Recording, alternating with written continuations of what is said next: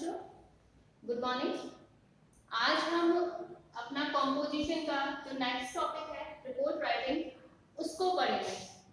ठीक है बच्चों, रिपोर्ट राइटिंग होता क्या है? A report is a real description or statement based on fact। Report क्या है? एक रियल डिस्क्रिप्शन है, कोई वास्तविक घटना है या कोई वास्तविक स्टेटमेंट है जो कि तथ्यों पर आधारित होता है। About something that has been heard और डन बाय अ पर्सन, जो कि किसी व्यक्ति द्वारा सुना गया हो या किसी व्यक्ति द्वारा किया गया हो। तो हम क्या कह सकते हैं कि रिपोर्ट क्या है? एक्चुअली बच्चों, रिपोर्ट एक वास्तविक घटना पर आधारित है, वास्तविक घटना पर लिखी गई समरी है। उसे हम रिपोर्ट कह सकते हैं कि कहीं आग लगी है और हमें उससे डिस्क्रिप्शन देना है, तो उसका डिस्क्रिप्शन जो हम देंगे तो हम उसे रिपोर्ट कहेंगे कि हमने उस फायर के ऊपर रिपोर्ट अपनी तैयार की है कि क्यों लगी, कैसे लगी, कहाँ लगी, किस डेट को लगी, क्या क्या लॉसेस हुए। इस तरह से हम रिपोर्ट को तैयार करते हैं। देखो स्टूडेंट, रिपोर्ट दो तरीके की होती है, एक तो एक्सीडेंटल, एक प्रोग्रामिंग। एक्सीडेंटल और एक होती है प्रोग्रामिंग। एक्सीडेंटल रिपोर्ट्स वो होती है जिनमें कोई मिसहैपनिंग होती है, या हम कह सकते हैं इंसिडेंट्स। कहीं आग लग गई है, कहीं कोई बिल्डिंग गिर गई है, कोई एक्सीडेंट हो गया है, ये सभी होती है एक्सीडेंटल। और प्रोग्रामिंग कि कहीं कोई प्रोग्राम ऑर्गेनाइज किया गया है, जैसा sports day celebration, annual day celebration, NCC camp, इस तरह की टॉपिक्स के ऊपर जो रिपोर्ट तैयार की जाती है, that is the programming report. Okay students, अब सेकेंडली चीज की हमें रिपोर्ट लिखते time only and only past tense का यूज करना होता है, क्योंकि रिपोर्ट क्या है? जो घटना घट चुकी है उसके बारे में हमें अपने पॉइंट ऑफ व्यूज देने होते हैं, अपने पॉइंट ऑफ व्यूज अपने तरीके से उसे डिस्क्राइब करना होता है, दैट इज द रिपोर्ट। और जो घटना हो गई, इट मींस जो वर्क है वो पास्ट में हुआ है, उसे हमें डिस्क्राइब करना है। इसलिए रिपोर्ट राइटिंग के टाइम या रिपोर्ट लिखते टाइम हमेशा हमें पास्ट टेंस का यूज करना होता है। अब जो कुछ रिपोर्ट्स ऐसी होती हैं जिनमें हमें चीफ गेस्ट को इनवाइट नहीं करना होता, उनमें हम एक्सपर्ट्स को इनवाइट करते हैं।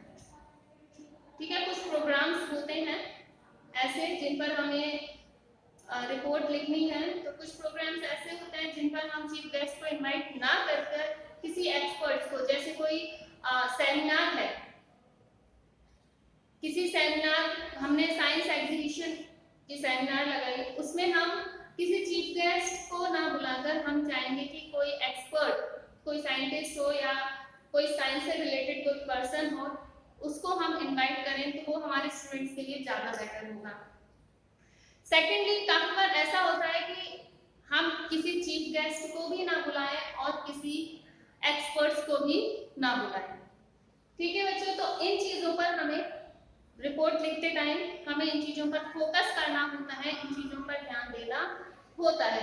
कुछ बातें और हैं, कुछ मेन पॉइंट्स हैं जो हमें रिपोर्ट लिखते टाइम नेसेसरी है कि जो हमारे रिपोर्ट है शुड बी क्लियर। हमारे पास रिपोर्ट्स लिखते टाइम डेटाज है, उस रिलेटेड रिपोर्ट से डेटाज हमारे पास प्रॉपर कलेक्शन होना चाहिए, और जो रिपोर्ट राइटिंग है उसके वर्ड्स भी क्लियर होने चाहिए लिखते टाइम। सेकेंड, हमें रिपोर्ट लिखते टाइम हमें वर्ड लिमिट का भी ध्यान रखना चाहिए। थर्ड, रिपोर्ट राइटिंग शॉर्ट लिखेंगे तो ज्यादा सुंदर होगी, लंबी रिपोर्ट राइटिंग अच्छी नहीं रहती है। तो इस तरह से बच्चों कुछ चीजों का हमें ध्यान रखना चाहिए रिपोर्ट राइटिंग करते टाइम, रिपोर्ट तैयार करते टाइम। अब देखिए बच्चों कि रिपोर्ट का फॉर्मेट क्या होता है। वैसे तो बच्चों इन चीजों का कोई बेसिक फॉर्मेट नहीं होता, लेकिन हम पॉइंट ऑफ एग्जाम के पॉइंट ऑफ व्यू से हम फॉर्मेट इसका प्रिपेयर करते हैं। तो किसी भी रिपोर्ट को तैयार करने से पहले या लिखते टाइम हमें सबसे पहले उसका एक टाइटल, प्रॉपर टाइटल या proper capital letters. Okay students, हमें सबसे पहले उसकी हेडिंग लिखनी चाहिए और हेडिंग जो है वो कैपिटल लेटर्स में हो तो ज्यादा सुंदर दिखती है, अट्रैक्टिव भी लगती है। सेकंड, प्लेस और डेट। सेकंड, हमें क्या करना है, हमें जो जहां वो घटना घटित हुई है, जहां पर वो इंसिडेंट हुआ है या कोई प्रोग्राम हुआ है, उस जगह का हमें नेम लिखना है और डेट लिखना है। नेम और डेट, जैसे अलवर 7 अगस्त 2020, और इसके बाद हमें कॉमा लगाकर, इस तरह से इसके बाद हमें कॉमा लगाकर हमें आगे का डिस्क्रिप्शन स्टार्ट करना होता है। ओके बच्चों, नेक्स्ट है व्हाट हैपेंड। अब जो मेन स्ट्रक्चर है रिपोर्ट का वो स्टार्ट होता है कि क्या घटना घटित हुई। ठीक है, जिस घटना का हम डिस्क्रिप्शन दे रहे हैं, जिस घटना से रिलेटेड हम रिपोर्ट प्रिपेयर कर रहे हैं, तो वो कौन सी हैपनिंग वहां हुई, क्या हुआ, व्हेन हैपेंड, कब हुआ, उसका टाइमिंग क्या था, इस समय, इवनिंग टाइम, मॉर्निंग टाइम, इस तरह से हमें उसका कुछ टाइमिंग भी हम उसका मेंशन कर सकते हैं if we have proper knowledge. Where happened, कहां हुई। अब मैंने अलवर तो यहाँ बता दिया, लेकिन अलवर में भी कौन सा एरिया है, जैसे मैं कहूँ कि अलवर का कोई स्कूल का कोई प्रोग्राम ऑर्गेनाइज हो रहा है, तो हम कह सकते हैं कि फ्रॉम दिस स्कूल, इस स्कूल में, किसी भी स्कूल का नेम लेकर हम जिस स्कूल में प्रोग्राम ऑर्गेनाइज हो रहा है वहां हम नेम मेंशन कर सकते हैं। ओके, उसके बाद का हाउ हैपेंड, किस तरह से हुआ। ठीक है बच्चों, तो हमें इसमें हाउ हैपेंड में उसका जो प्रॉपर रिपोर्ट की जो मेन थीम है, ठीक है बच्चों, उसको मेंशन करना है कि इस तरह से ये प्रोग्राम सेलिब्रेट हुआ या ये इंसिडेंट हुआ, इस तरह से हमें उसको मेंशन करना होता है। Loss of life and property.